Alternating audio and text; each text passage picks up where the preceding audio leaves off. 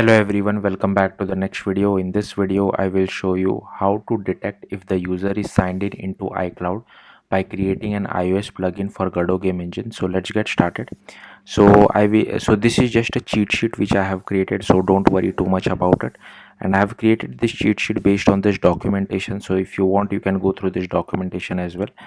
All you need is an Xcode app. Install it from the Apple App Store. Obviously you would require macOS, and that's it. And you will require a real device to test it.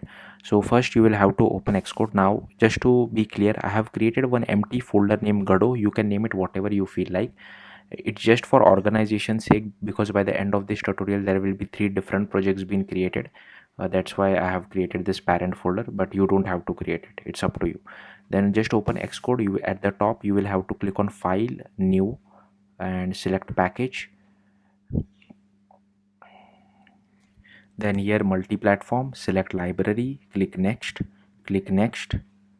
Then I will just go to the Godot folder. I'm naming my library as my library. You can name it whatever you feel like. So yeah, it's up to you, but do remember this name, because this name will be used in a lot other places as well. If you are doing this for the very first time, it's better you follow what I'm doing. Okay, I'll just click on create. Then it will automatically open this package.swift file. Now at the time of me recording this video, Swift Godot, which is the dependency which we will be using to write Swift code as for our iOS plugin, that still does not support Swift version 6. So you'll have to downgrade this to Swift 5.10, which is fine.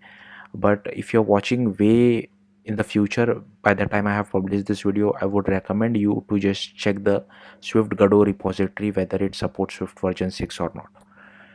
Okay, then we need to add this dependencies block. So just to show it to you in the documentation as well. So we have already done this first step, this as well. Then here you can see we have to add this dependencies block after products array. So after this products array, just paste this particular thing, and you can just do Command S to automatically install the dependency using Swift package manager. So here you can see it has installed the dependencies for us. Make sure you press Command S. Then we have to add this platform iOS.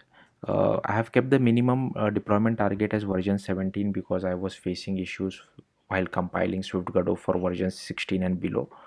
Here you can see they have given it for macOS, but we want it for iOS, so I can just paste it like this. Okay, then we need to add this type dynamic. Again, they have given it in the documentation. Here you can see after library name, so I'll just paste it over here. Then we need to add this particular array block as well. Again, I'll just copy this. If you scroll down, here you can see they have added this after target name. I'll just paste this over here as well. Okay, I'll just improve the indentation a bit. You don't have to do this. So yeah, this is what it is.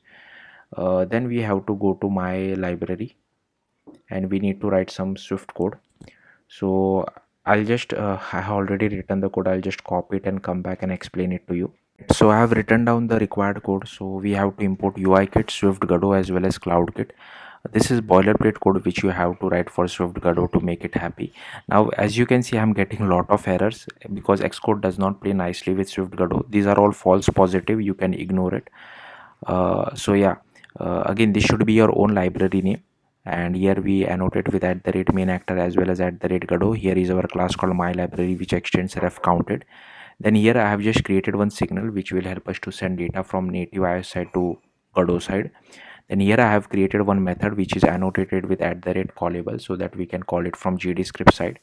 And here we just do ck container.default.account status, and if the status is available, that means the user is signed in, so we are sending this particular data. Else we just say user is not signed in.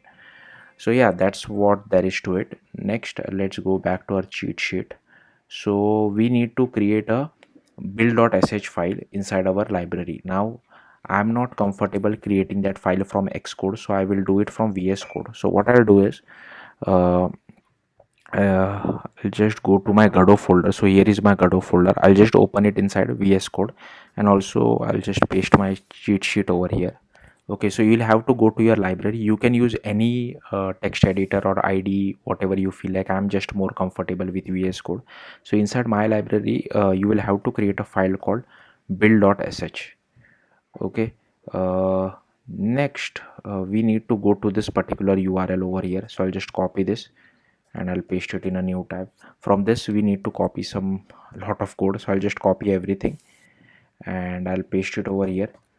Now make sure you save it by pressing Command S. Now what you'll have to do is you will have to change the scheme name to my library. Again, that is the name of my library, and we need to add one more thing is dash skip macro validation slash backward slash. So over here again make sure you press Command S to save it. Yeah, so that's there is to it. Then I can just close this.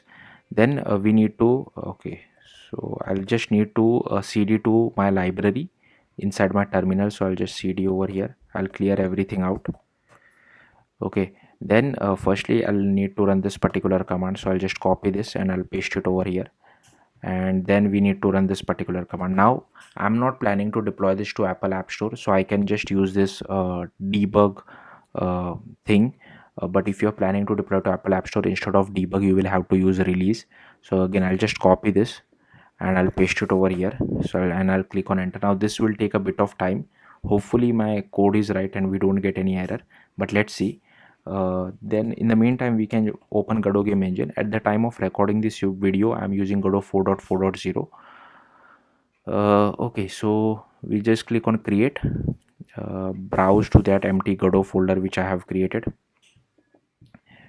and I'll just name it as my Godot project. Feel free to name it whatever you feel like, and I'll just click on create.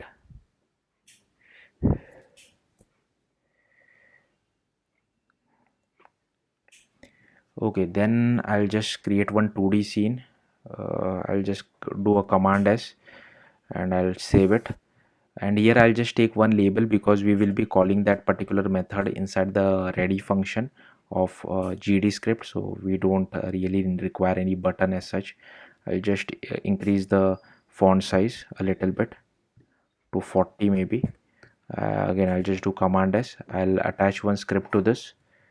Okay, and I'll also run this so that my current scene is selected, otherwise we'll face issue if we directly try to run it on iOS.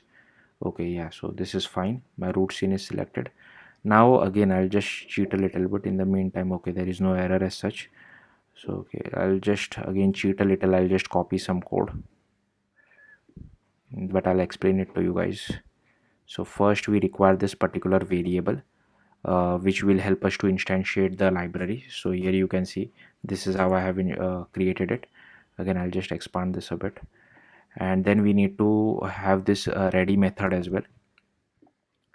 So I'll just paste it over here. So again this should be your own library name, this should be your own library name. So here we are instantiating our library, and here is the signal which we are looking for.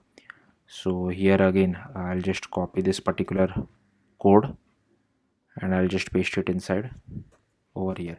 So here whenever we get some data we just update our label. Now we need to get hold of our label as well, so I'll just drag and drop our label over here. Okay, I'm not able to. Okay, so something like this. If you're not able to drag and drop, just manually type it out, but make sure you have named it correctly. Like this should be dollar label because it is in the root of node 2D. If it is a child of something else, then you will have to change this particular path as well. Okay, I'll just do Command S to save. Then let's see what the cheat sheet says. So okay, now we need to create a folder called bin. So I'll just create that bin folder inside our Godot project from VS Code itself. So here is my Godot project, right? I'll just, if you want you can use Godot Game Engine. So create a bin folder. Inside that you will have to create a file called whatever is your iOS library name .gd extension.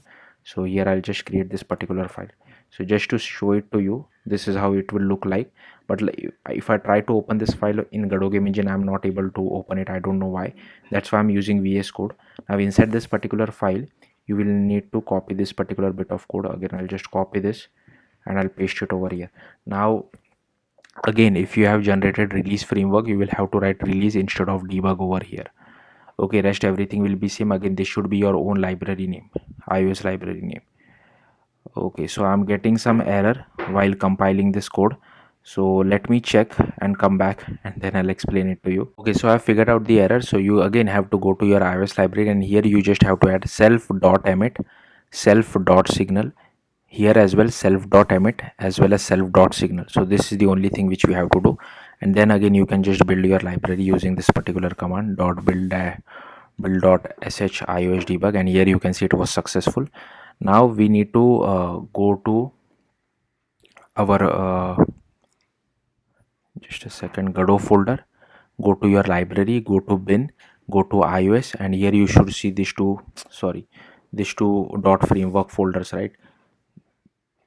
We will just copy these two dot framework folders. We'll go to our Godot project, go to bin, and we'll just paste it over here. Now this particular thing is created by default from Godot 4.4.0 related to UID. So don't worry, I have not created this file by myself. So all we need to do is, you should see this two dot framework folders inside your bin folder. Okay, then you have to go to project, export, click on add iOS, click on this fix import button. You have to give your app store team ID. So if you want to know how to get your app store team ID, you can go to this particular URL. It will guide you how to get your app store team ID, and you need to give a bundle identifier as well. So I'll enter my app store team ID offline, coding with nobody dot my app, so something like this. You can name it whatever you feel like. So let me just enter my uh, team ID and come back. I need to export my project, but before I export my project, I'll just again go back to our Godot folder, and here inside the Godot folder I'll create one more folder called iOS. You can name it whatever you feel like.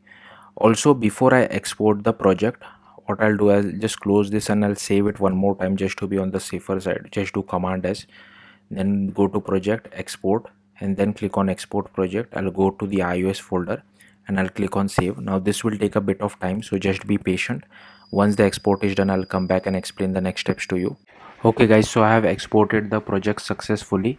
Then you can just go to iOS folder and double click on this .xcode proj file.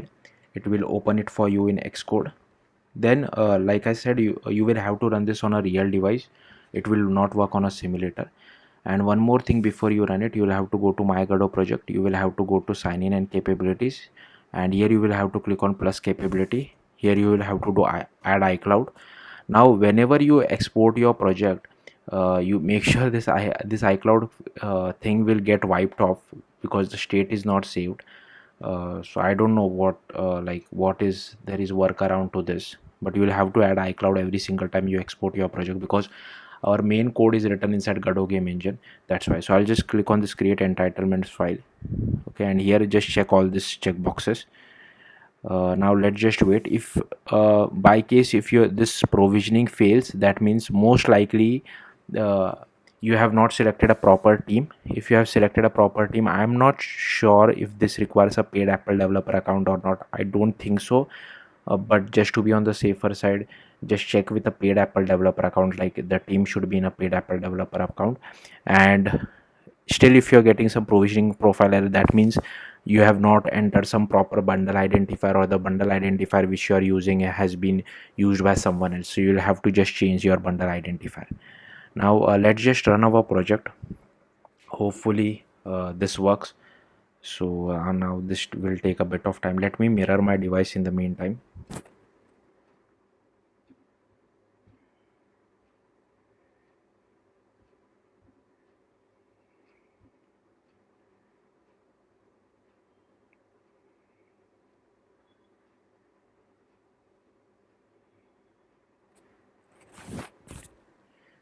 Okay, if you want to fast forward it, this particular bit, you can do that.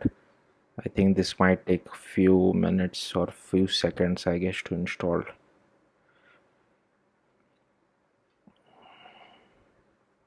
Because when you run for the very first time, and if you're in debug mode, it does take a bit.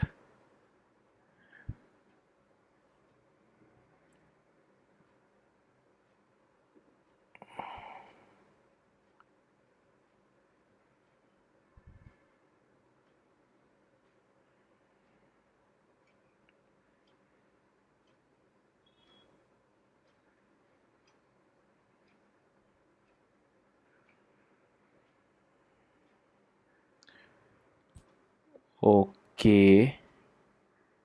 Okay, and we don't see anything. I know why that is, because we forgot to call our function. I sorry about this. So what we need to do is, here we will have to call our forgot to call our function. So my library, some of you might have already caught that. So here is our iOS library, right? So this was the name of our method, check if user is signed in. Yeah, sorry about this. My library dot check if user is signed in. So something like this. Again, I'll just do command s to save. Again, we'll have to export our project, uh, export, scroll down, export project, and just click on save. Also, one more thing, if you are creating a release mode, you'll have to uncheck this export with debug. So yeah, just to let you guys know. So now Xcode will complain. So here you will have to use click on use version on disk. So but don't try to run it immediately. Wait for like Godot to finish exporting the project. Here you can see. Again, if you want to fast forward this particular bit, feel free to do so.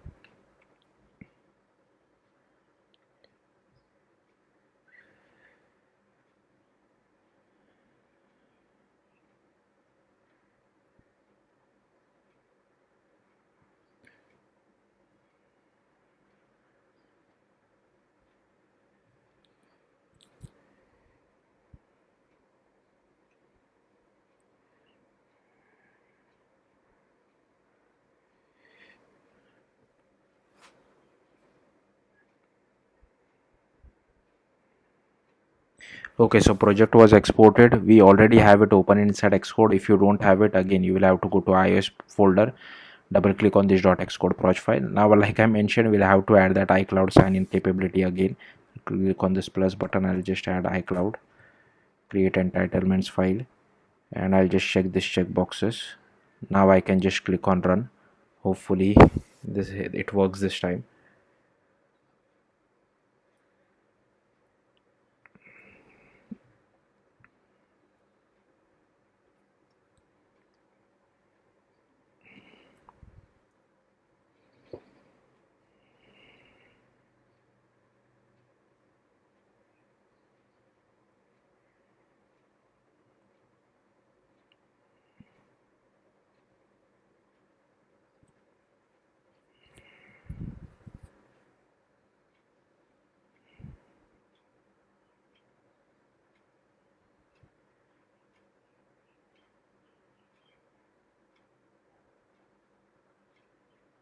Okay, we still don't see anything. Why is that? Okay, let me just check this and come back to you. Here I am able to get the data. Now the issue was, it was an issue from Xcode. I didn't do anything. All I needed to do was close Xcode completely and reopen our project by going to iOS folder and double click on this Xcode proj. But yeah, if you're trying to export it again from Godot, like I mentioned, you will have to add this iCloud capability every single time. But yeah, I don't know, like maybe there was some caching issue on Xcode side that might have caused the problem. So just close Xcode and reopen it again if you are not able to see this, and it should work for you. Yeah, that's it. Thank you for watching. Bye.